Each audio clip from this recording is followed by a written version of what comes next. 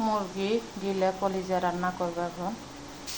এখানে টমেটো, পেঁয়াজ, রসুন, আদা বাটা ভেজে নিচ্ছি। এখন মশলা দিয়ে দিব, সব মশলাগুলো দিয়ে দিলাম।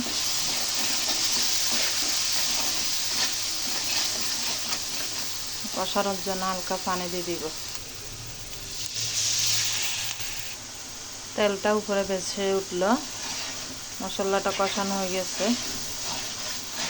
যত কষাবেন তত মজা হবে বেশি, যেন পুড়ে না যায় সেটা লক্ষ্য রাখতে হবে। এখন কলিজাটা দিয়ে দিব। বিসমিল্লাহ।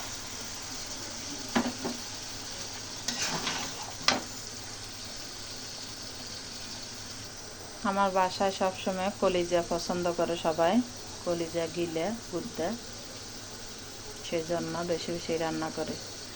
যে কোনো কিছু রান্না করবেন মশলা কম দিবেন, দেখবেন সব কিছু মজা হয় বেশি। মশলা বেশি দিলে তরকারি মজা হয় না। মাংস বলো, মাছ বলো, যে কোনো কিছুতে মশলা কম দেওয়া ভালো। কষানো হয়ে গেছে, এখন গরম পানি দিয়ে দিব। রমজানের দিনে সবজি তরকারি খাওয়া যায় না, সেজন্য কষায় রান্না করি। কলিজাটা রান্না হয়ে গেছে, এখন ধনিয়া পাতা দিয়ে দিব। বিসমিল্লাহ।